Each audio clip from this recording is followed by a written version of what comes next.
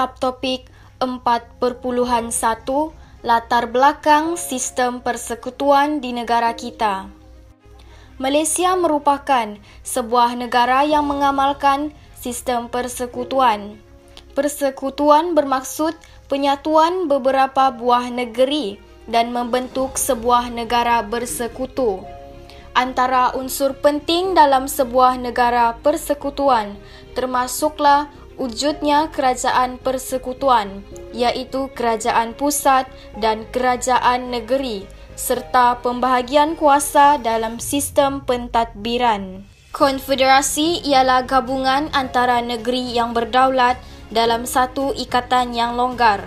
Kuasa negeri dikekalkan dan kedaulatan negeri terpelihara. Sejarah pembentukan Konfederasi Negeri Sembilan 1895. Pada tahun 1889, Luwak Tampin, Rembau dan Seri Menanti disatukan sebagai Konfederasi Seri Menanti dan bersetuju menerima seorang residen British.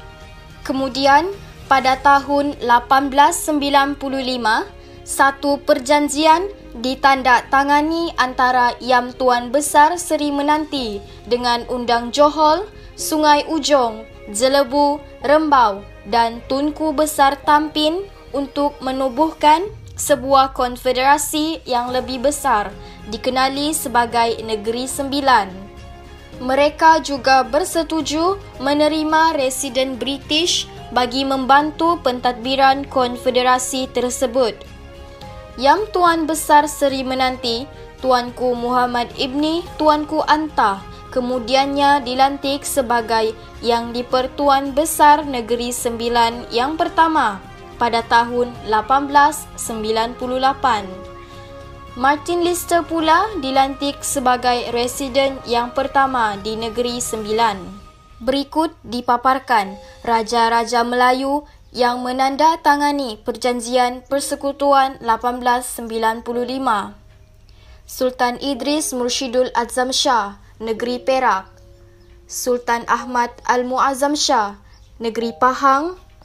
Tuanku Muhammad Ibni Tuanku Anta, Negeri Sembilan.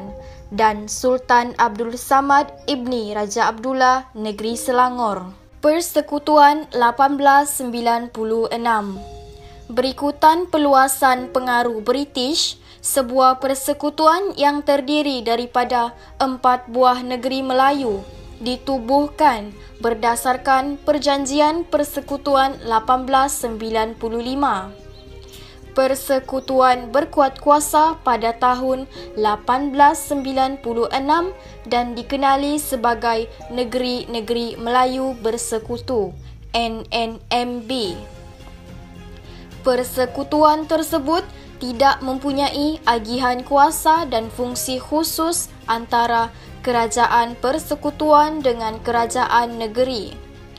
Banyak keputusan pentadbiran dibuat oleh Residen Jeneral di Kuala Lumpur sebagai pusat pentadbiran Negeri-Negeri Melayu Bersekutu, NNMB. Kemudian, Majlis Mesyuarat Persekutuan 1927. Majlis ini distruktur semula pada tahun 1927 untuk memperkemas tadbir urus persekutuan dan mengukuhkan kedudukan British di negeri Melayu. Seterusnya, pada tahun 1946, British berusaha untuk menyatukan pentadbiran semua negeri Melayu serta Pulau Pinang dan Melaka untuk membentuk sebuah kerajaan berbentuk kesatuan yang dinamakan Kesatuan Malaya 1946 atau Malayan Union. Konsep kesatuan yang diperkenalkan di bawah Malayan Union ini turut membayangkan pembentukan sebuah kerajaan pusat yang kuat di bawah kuasa Governor British. Malayan Union dilaksanakan dalam tempoh masa yang terhad dan gagal diteruskan setelah mendapat bantahan daripada Raja-Raja Melayu dan orang Melayu. Kemudian, 1 gabungan 9 buah negeri Melayu dan 2 buah negeri-negeri selat yang dikenali sebagai Persekutuan Tanah Melayu terbentuk melalui Perjanjian Persekutuan Tanah Melayu 1948. Perjanjian Persekutuan Tanah Melayu 1948 menetapkan kuasa kerajaan persekutuan dan kerajaan negeri. Pengagihan kuasa peringkat persekutuan dan negeri menandakan bermula era moden amalan persekutuan di negara kita. Pesuruhjaya Tinggi British dilantik sebagai Ketua Persekutuan. Raja-Raja Melayu memerintah negeri mengikut perlembagaan negeri masing-masing. Pada 31 Ogos 1957, muncul Persekutuan Tanah Melayu yang merdeka. Persekutuan yang berasaskan Perjanjian Persekutuan Tanah Melayu 1957 mewujudkan sebuah kerajaan persekutuan yang kuat bagi melicinkan pentadbiran negara yang berdaulat. Jawatan yang di-Pertuan Agong diwujudkan sebagai Ketua Persekutuan. Konsep persekutuan diperkukuh dengan sistem raja berperlembagaan dan demokrasi berparlimen melalui peruntukan Perlembagaan Persekutuan Tanah Melayu 1957. Akhir sekali, pada 16 September 1963, berdasarkan Perjanjian Malaysia, maka lahir sebuah persekutuan yang terdiri daripada 11 buah negeri Tanah Melayu, Singapura dan 2 buah negeri Borneo, iaitu Sarawak dan Sabah. Persekutuan ini dinamakan Malaysia. Subtopik 4.2 Kuasa Kerajaan Persekutuan dan Kerajaan Negeri. Perlembagaan persekutuan memperuntukkan kuasa yang khusus antara kerajaan persekutuan dengan kerajaan negeri yang meliputi kuasa perundangan dan kuasa pemerintahan. Pembahagian kuasa antara kerajaan persekutuan dengan kerajaan negeri bertujuan melicinkan perjalanan sistem persekutuan serta mengelakkan permasalahan antara kedua-dua peringkat kerajaan. Peruntukan kuasa lebih besar diberikan pada peringkat persekutuan untuk mewujudkan kerajaan persekutuan yang kuat bagi menjamin kestabilan dan kemajuan negara. Tiada peruntukan kuasa khusus kepada kerajaan tempatan, sebaliknya kerajaan tempatan diletakkan di bawah kuasa kerajaan negeri. Pada peringkat persekutuan, institusi yang mempunyai kuasa untuk membuat undang-undang bagi seluruh Malaysia ialah Parlimen. Kuasa pemerintahan kerajaan persekutuan meliputi perkara yang termaktub dalam Perlembagaan Persekutuan sebagai Senarai Persekutuan. Senarai Persekutuan menjelaskan kuasa kerajaan persekutuan yang luas meliputi skop kepentingan nasional dan merangkumi semua aspek perkhidmatan berhubung dengan pentadbiran negara. Antara yang terkandung dalam senarai persekutuan termasuklah hal ehwal luar negeri, pertahanan, keselamatan dalam negeri, pentadbiran keadilan, kewarganegaraan, kewangan, perhubungan dan pengangkutan, pelajaran dan akhir sekali perubatan dan kesihatan. Seterusnya, kuasa kerajaan negeri. Setiap negeri di Malaysia mempunyai Dewan Undangan Negeri, iaitu DUN, yang mempunyai kuasa untuk menggubal undang-undang bagi negerinya. Kuasa pemerintahan kerajaan negeri meliputi perkara yang termaktub dalam Perlembagaan Persekutuan sebagai Senarai Negeri. Antara perkara yang terkandung dalam Senarai Negeri termasuklah Undang-Undang Islam, Tanah, Pertanian dan Perhutanan, Kerajaan Tempatan dan akhir sekali Hari Kelepasan Negeri. Senarai bersama ialah perkara yang membolehkan Parlimen dan DUN menggubal undang-undang untuk perkara yang sama. Sekiranya ada percanggahan bagi perkara di bawah senarai bersama, undang-undang yang diluluskan oleh Parlimen harus dipatuhi. Antara perkara yang terkandung dalam senarai bersama termasuklah kebajikan awam, biasiswa, perlindungan haiwan liar dan taman negara, perancangan bandar dan luar bandar, kesihatan awam, kebersihan dan pencegahan penyakit, kebudayaan dan sukan serta perumahan. Peruntukan tambahan bagi Sarawak dan Sabah. Kerajaan Negeri Sarawak dan Sabah diberi kuasa tambahan bagi menyesuaikan kemasukan negeri berkenaan ke dalam Persekutuan Malaysia. Antara tambahan kepada senarai bersama bagi Sarawak dan Sabah termasuklah undang-undang diri berhubung dengan perkahwinan, penceraian, penjagaan anak, nafkah dan sebagainya berkaitan dengan undang-undang keluarga, penyelidikan pertanian dan perhutanan, pengawalan makhluk perosak dan pencegahan penyakit tumbuhan, serta pilihan raya bagi Dewan Negeri.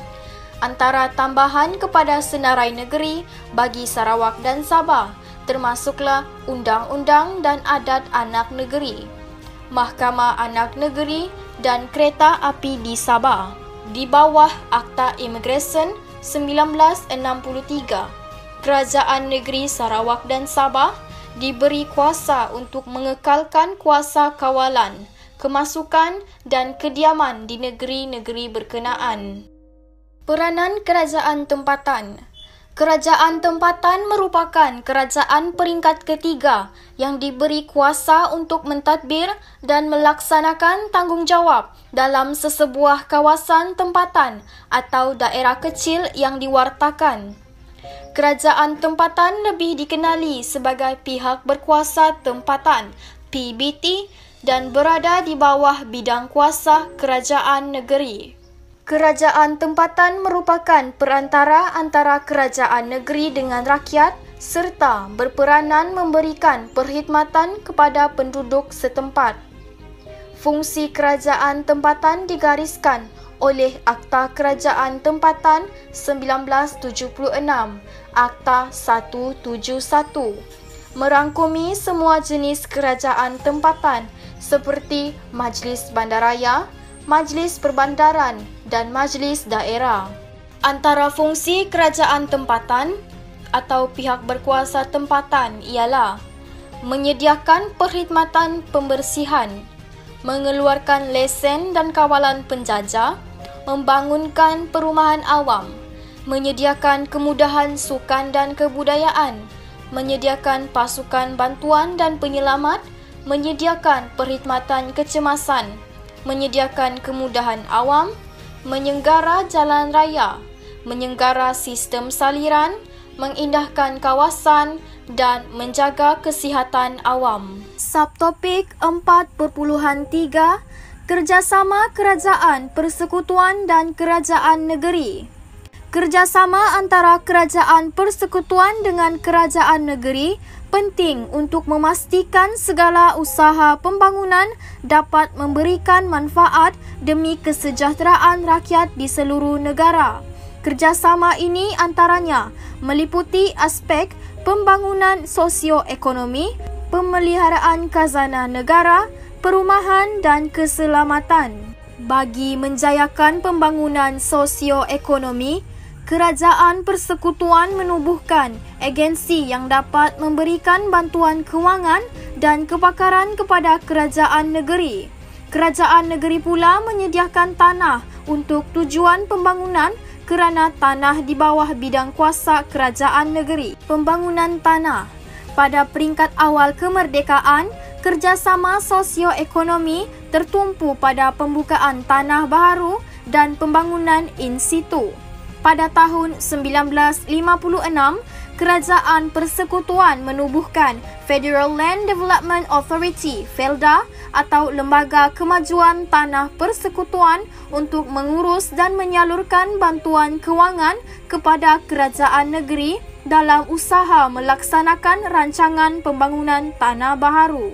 Kejayaan FELDA mendorong Kerajaan Persekutuan menubuhkan Federal Land Consolidation and Rehabilitation Authority (FELCRA) atau Lembaga Penyatuan dan Pemulihan Tanah Persekutuan pada tahun 1966 untuk menyatukan, memulihkan dan membangunkan tanah kerajaan negeri yang terbiar di seluruh negara. Selepas tahun 1970, kerjasama sosioekonomi diperluas kepada pembangunan wilayah berdasarkan pembangunan kawasan. Kerajaan Persekutuan membuka kawasan lebih luas di beberapa buah negeri untuk membangunkan wilayah baharu.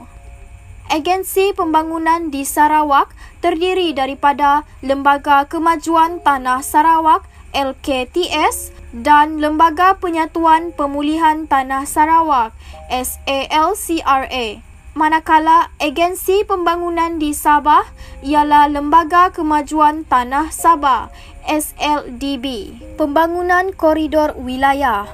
Selepas tahun 2005, kerjasama sosioekonomi dilaksanakan melalui pembangunan koridor wilayah berlandaskan projek pembangunan.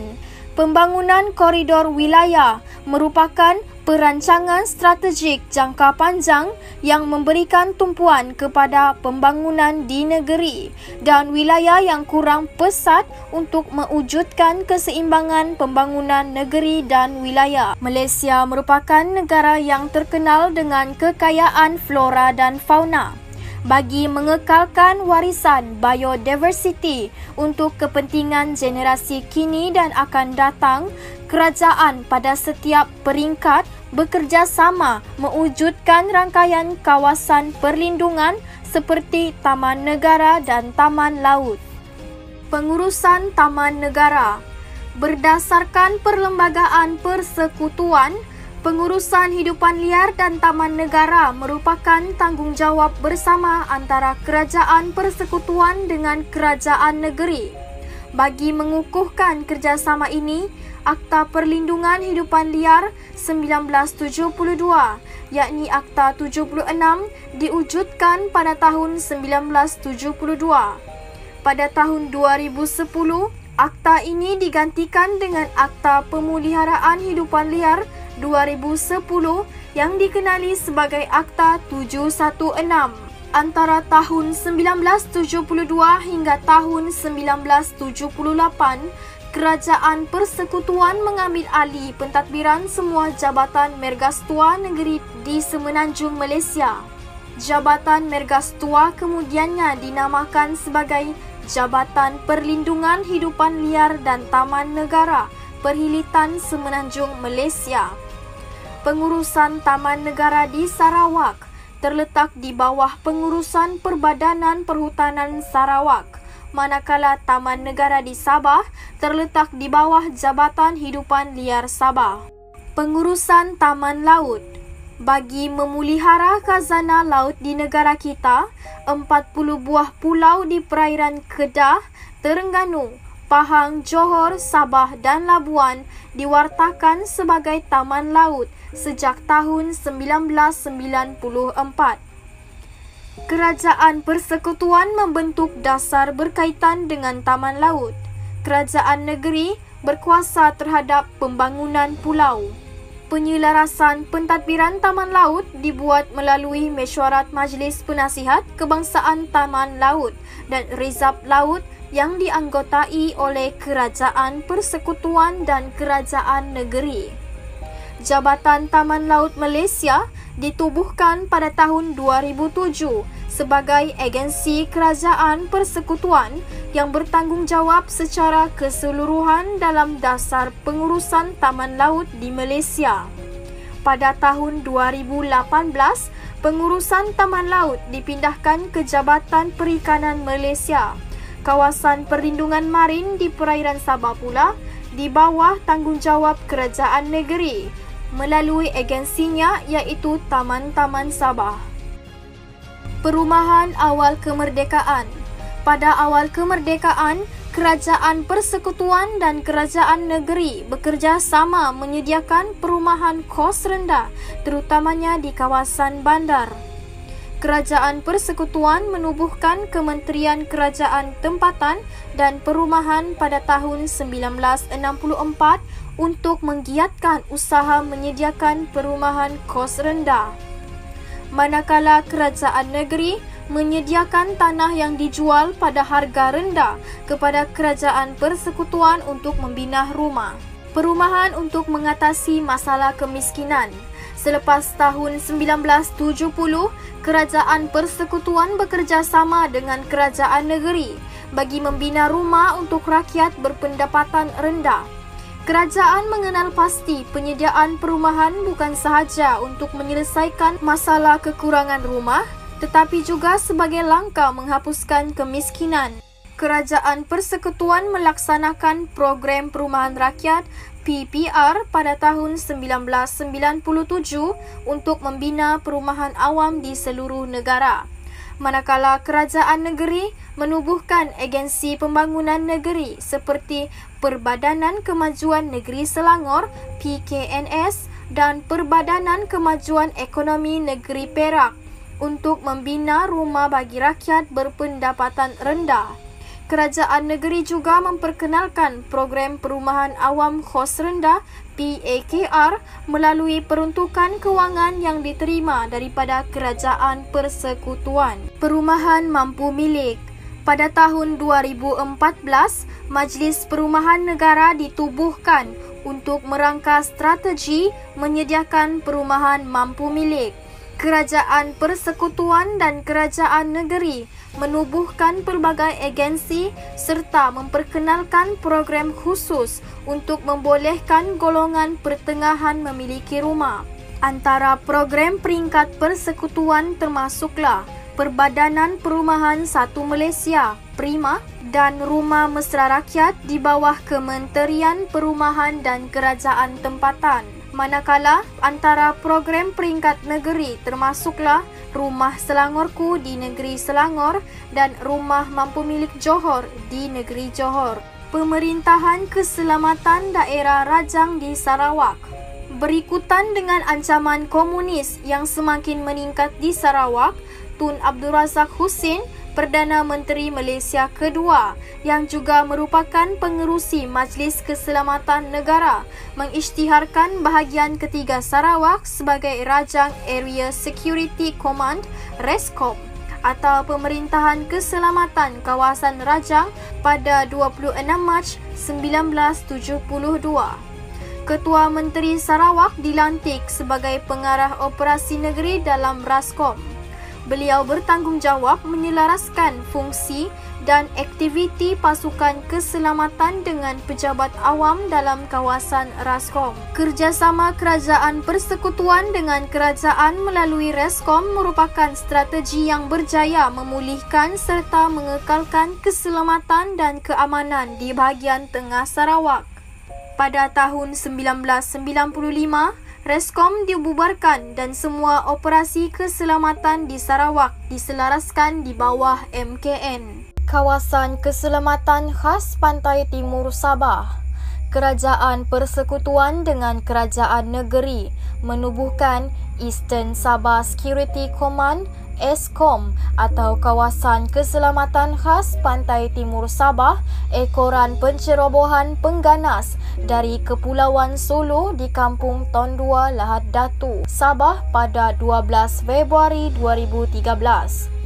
Misi ESCOM untuk meningkatkan keselamatan kawasan Timur Sabah daripada sebarang ancaman melalui kerjasama strategik antara agensi kerajaan. ESCOM bertanggungjawab mengawasi keselamatan 10 daerah di pantai Timur Sabah yang dikenali sebagai Eastern Sabah Security Zone, S-Zone atau Zon Keselamatan Timur Sabah. Latar belakang penubuhan ESCOM. pada 12 Februari 2013. Berlaku pencerobohan pengganas Kepulauan Sulu di Lahad Datu. Pada 5 Mac 2013, Ops Daulat dilancarkan dan 7 Mac 2013, Perdana Menteri Malaysia mengumumkan pembentukan kawasan keselamatan khas di pantai timur Sabah. 27 Mac 2013, pengisytiharan Zon Keselamatan Timur Sabah, S-Zone, dan pada 1 April 2013, kawasan keselamatan khas pantai timur Sabah Eskom ditubuhkan. Subtopik 4.4, faktor yang mengukuhkan sistem persekutuan. Keluhuran perlembagaan mengukuhkan persekutuan. Sejak negara mencapai kemerdekaan, Perlembagaan Persekutuan diangkat sebagai undang-undang tertinggi bagi mentakrifkan prinsip persekutuan dan pentadbiran negara. Undang-undang yang digubal oleh Parlimen dan DUN tidak boleh bertentangan dengan peruntukan Perlembagaan Persekutuan. Parlimen dan DUN tidak boleh menggubal undang-undang yang bercanggah antara satu sama lain. Perlembagaan Persekutuan menjadi rujukan utama apabila berlaku ketidakselarasan antara Undang-Undang Persekutuan dengan Undang-Undang Negeri. Perkara 75 Perlembagaan Persekutuan menyebutkan bahawa jika mana-mana undang-undang negeri tidak selaras dengan sesuatu undang-undang persekutuan, maka undang-undang persekutuan hendaklah mengatasi undang-undang negeri. Prinsip keluhuran perlembagaan yang dijunjung ini mengukuhkan sistem persekutuan di negara kita. Mesyuarat Menteri Besar dan Ketua Menteri. Mesyuarat akan dipengerusikan oleh Perdana Menteri serta dihadiri oleh Menteri Besar dan Ketua Menteri. Mesyuarat ini membincangkan pelaksanaan sesuatu dasar yang diputuskan oleh kerajaan. Majlis yang termaktub dalam Perlembagaan Persekutuan. Perlembagaan Persekutuan memperuntukkan penubuhan Majlis Negara untuk menyelaraskan pentadbiran kerajaan persekutuan dengan kerajaan negeri, iaitu Majlis Kewangan Negara, Majlis Tanah Negara, Majlis Negara bagi Kerajaan Tempatan. Majlis Kewangan Negara mentadbir hal ehwal berkaitan dengan kewangan seperti pemberian wang, bayaran cukai dan pinjaman kerajaan persekutuan kepada kerajaan negeri. Manakala Majlis Tanah Negara membentuk dasar dan mengawal penggunaan tanah untuk kegiatan pertanian, perlombongan, perhutanan dan sebagainya. Selain itu, Majlis Negara bagi Kerajaan Tempatan, perundingan kerajaan persekutuan dan juga kerajaan negeri untuk membangunkan kerajaan tempatan. Majlis yang ditubuhkan oleh kerajaan. Perhubungan antara kerajaan persekutuan dengan kerajaan negeri juga dibuat melalui majlis yang ditubuhkan oleh kerajaan seperti yang berikut: Majlis Keselamatan Negara, Majlis Air Negara dan Majlis Perumahan Negara. Keberkesanan penyelarasan dan hubungan antara kerajaan persekutuan dengan kerajaan negeri dapat menjamin sistem persekutuan beroperasi dengan berkesan. Hal ini membuktikan kepentingan bermusyawarah dalam membuat keputusan untuk kemajuan negara. Sistem persekutuan di negara kita terbentuk berdasarkan landasan sejarah tersendiri. Sejak merdeka, prinsip persekutuan menyumbang kepada kestabilan hubungan antara negeri dan memberikan manfaat kepada kesejahteraan negara. Pembahagian kuasa pemerintahan antara kerajaan persekutuan dengan kerajaan negeri mewujudkan kerjasama untuk mencapai kemajuan dalam pelbagai bidang. Pembahagian kuasa merupakan pendekatan terbaik untuk menjamin kekuatan, kekuasaan dan kestabilan negara. Rakyat dan pemimpin pada semua peringkat perlu menunaikan tanggungjawab masing-masing untuk memastikan sistem persekutuan membawa kemakmuran kepada negara.